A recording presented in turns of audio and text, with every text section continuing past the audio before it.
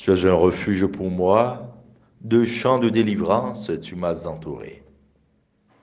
Frères et sœurs, paix et joie. Le nœud de la liturgie du sixième dimanche ordinaire B, c'est Dieu qui vient à la rencontre de notre humanité blessée, défigurée et exclue pour nous réintégrer dans la dignité de ses enfants.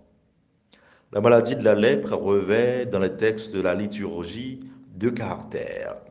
D'une part, un fléau qui met à l'écart, qui rend impur, conséquence de nos péchés.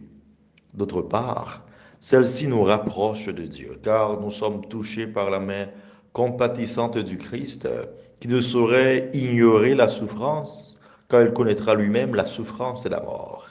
Qu'en est-il des nouvelles lèpres qui nous rongent et qui rongent nos sociétés?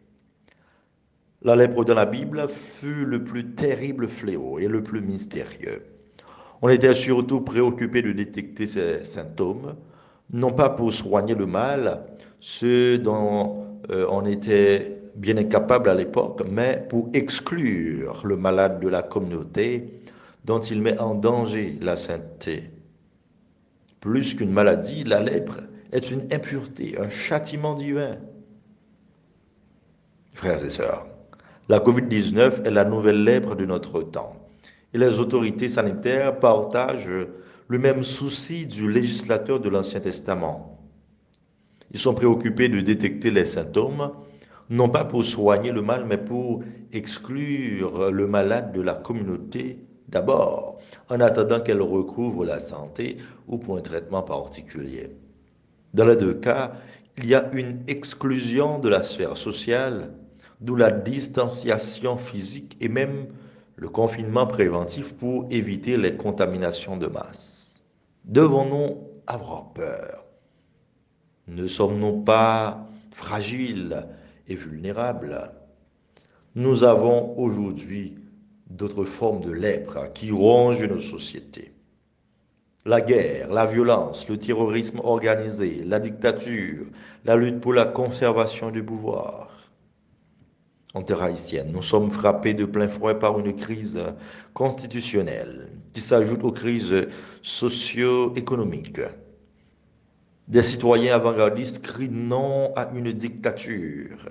Les fléaux demeurent, misère, famine, corruption, insécurité, des lèpres qui nous empêchent de vivre dans la dignité, alors que nous vivons comme des méprisés, abandonnés de tous. Les grands sont insensibles à nos douleurs.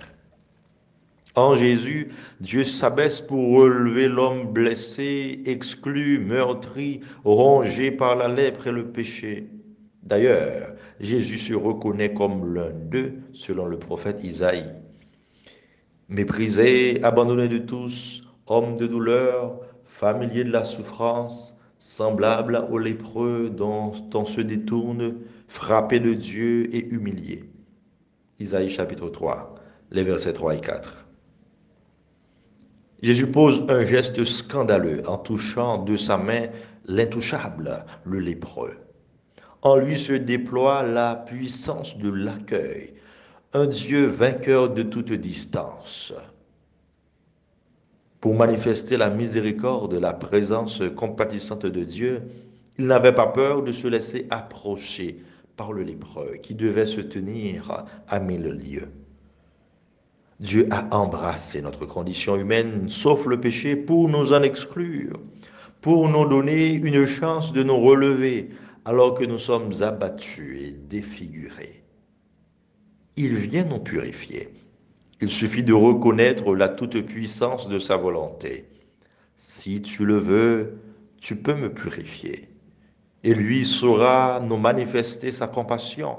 Je le veux, sois purifié. Frères et sœurs, cela nous rappelle les eaux du baptême dans lesquelles nous sommes plongés. De tout péché et de tout mal, nous avons été purifiés.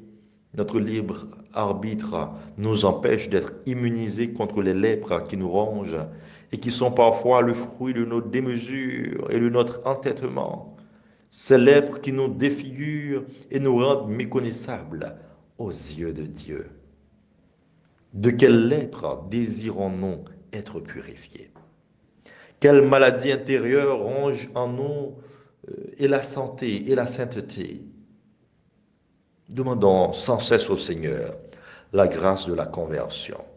Et n'oublions pas tous les lépreux qui vivent auprès de nous et au milieu de nous dans nos sociétés. Ceux qui sont humiliés, méprisés, bafoués, opprimés. Que le Seigneur nous manifeste sa compassion et sa miséricorde pour notre pleine libération. Ainsi soit-il.